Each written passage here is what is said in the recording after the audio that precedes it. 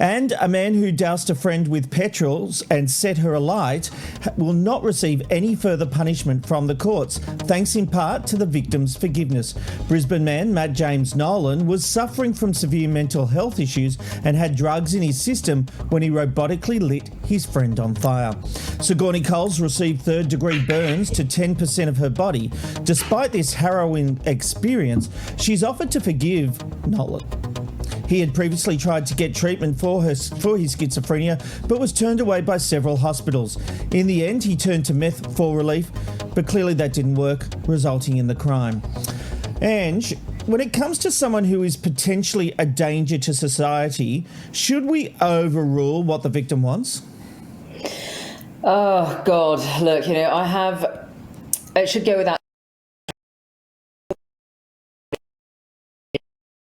I actually have more sympathy for the community at large when, a violent criminal with or without mental illness is set free among us. And, when I read this story, I was absolutely incredulous. Since when do victims decide sentences for their attackers? I understand victim impact statements that might make a difference. But for the court to choose no further time for this guy shows that in this case, they let the victim do their jobs for them.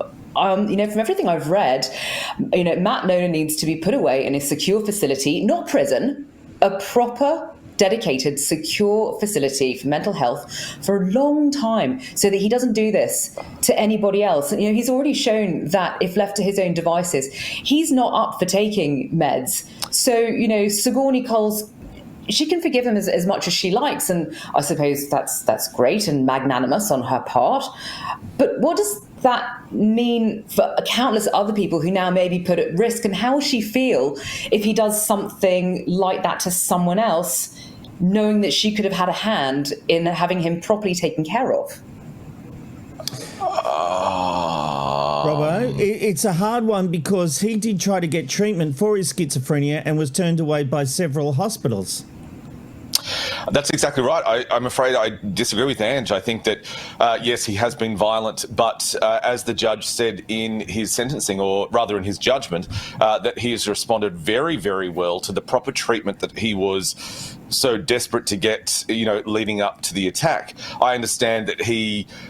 look, I don't want to see him being put away. I'd like to see him on a monitored leash, if that's, to take away from that short leash phrase. But I just think that when you haven't had treatment, you're resorting to meth, hospitals have turned you away, you clearly have self-identified that you need some help, didn't get it, your mental health is now getting in the way of your life, and then something like this happens. I think he has responded very well to treatment. Obviously, he should be monitored, but I don't think that he should be locked up. And I do think that having the victim say that she forgives him, that she understands, I think that is important in the judgment.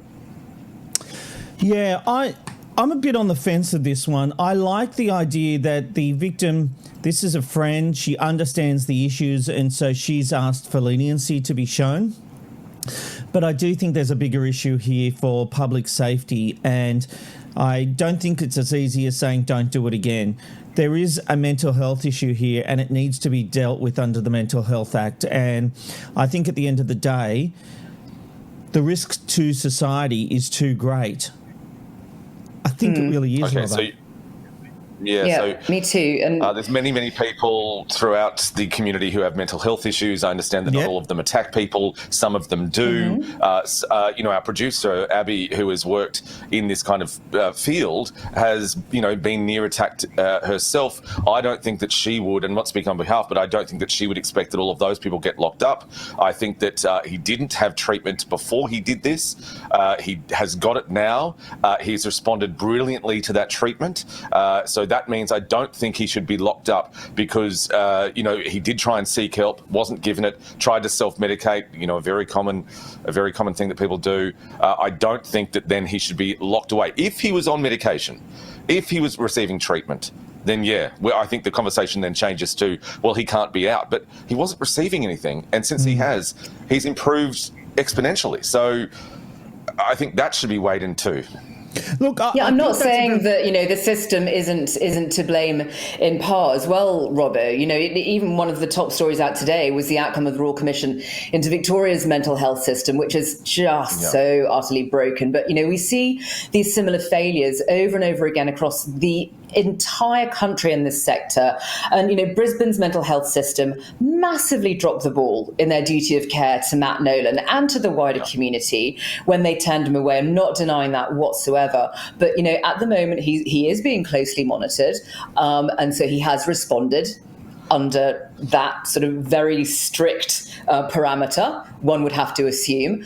But presumably that won't always be the case. So he gets let out into society. I'd be pretty damn scared if I was living there.